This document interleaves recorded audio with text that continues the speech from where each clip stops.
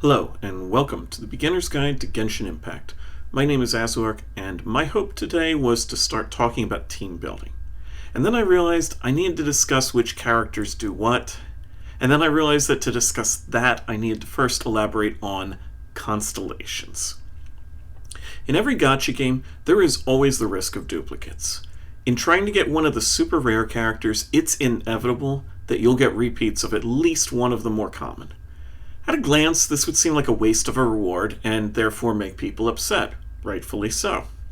However, gacha developers have turned this liability into a positive outcome for them. Each time a duplicate is acquired, it instead awards the character some kind of small bonus. In Genshin Impact, these duplicates are called Constellations. Every character can have up to 6 constellations, meaning it's possible to get mileage out of acquiring a character as many as 7 times. You can check your character constellations in the Constellation tab of the character menu. If you've gotten any repeats, the game will prompt you to unlock the constellation bonus. There's good and bad to say about constellations. With the characters from release, most of the constellations weren't very impactful and just provide a small and frequently useless perk. On the other hand, there were a few constellations that were quite powerful and merited setting as a goal.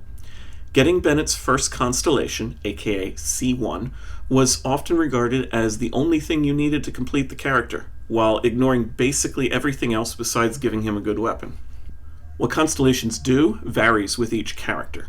In the case of Bennett, his burst heals characters who are below 70% health, and then switches to providing a massive attack boost, improving their damage output significantly. The first constellation changes that "or" into an "and." Even though his healing still stops at 70%, you get the stat bonus regardless, which makes it something you can depend on being there no matter what.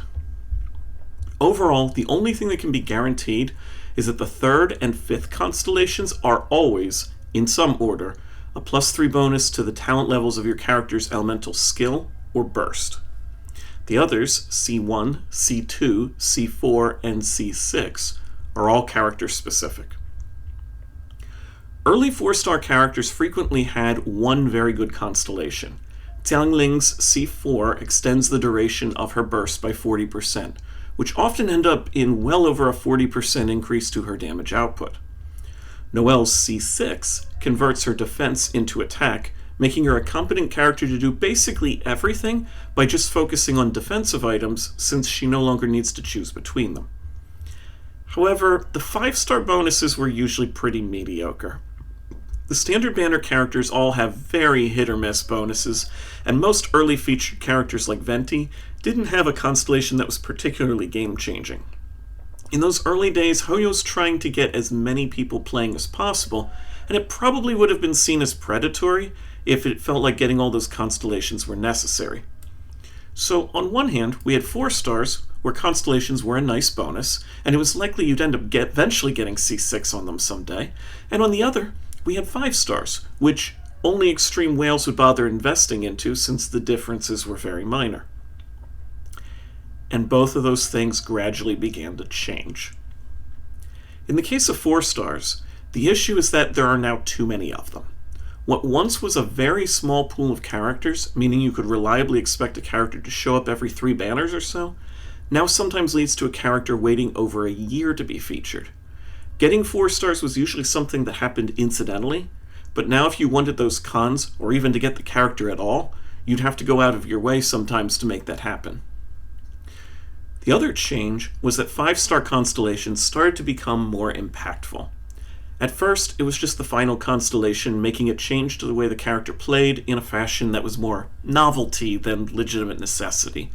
Tartaglia has a stance change from his elemental skill, and the cooldown for it depends on how long you remain in that stance before deactivating. His C6 removes that cooldown, meaning you can switch into his melee form whenever you like. Hu Tao's C6 gives her guaranteed crits on her attacks if she gets life-threateningly low on health. Ganyu's C6 gives her the ability to fire off several of her Frostflake arrows in rapid time.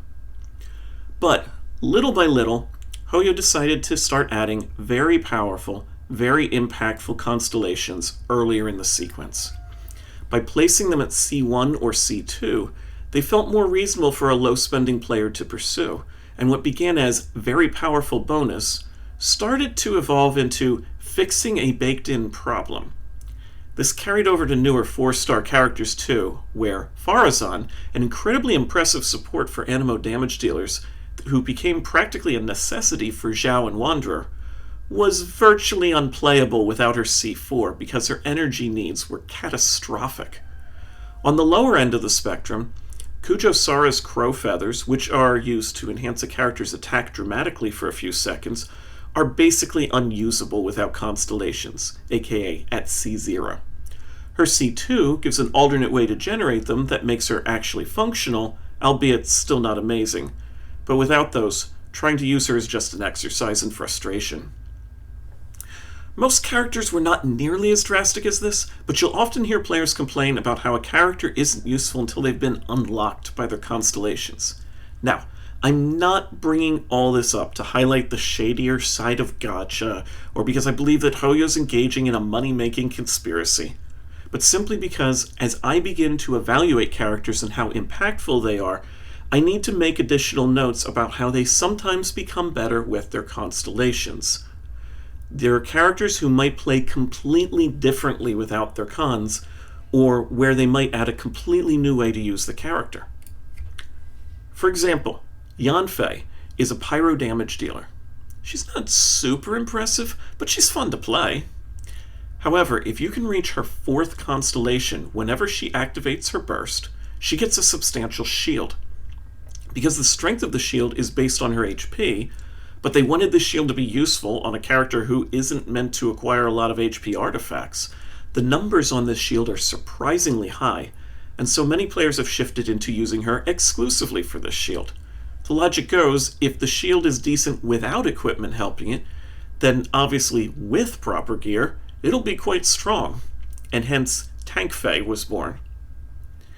There are a few problems with players feeling like constellations are compulsory, but one of those is that it leads to pulling on the gacha when a player really shouldn't. Not only can it be compelling to swipe for early constellations on your 5-stars, but it can also lead to making some really bad decisions in terms of long-term planning when targeting 4-stars. Most recently, Chevreuse made her first return. Chevreuse is a very good character at C0, but her C6 is quite powerful and is a good target for some players. However, in trying to get extra copies of Chevreuse, remember, copies of 4-stars off the banner are never guaranteed, it was possible to get unintended 5-stars first. Not only might it take hundreds of pulls to get to C6, but an unexpected early 5-star has the potential to obliterate a player's pity. While it's tempting and not unreasonable to spend 20 wishes after getting a new 5-star in the hopes of getting a copy of that 4-star you've been eyeing, it starts to get pretty risky after that. Remember that pulling on the gacha is always gambling, even if it's not for money.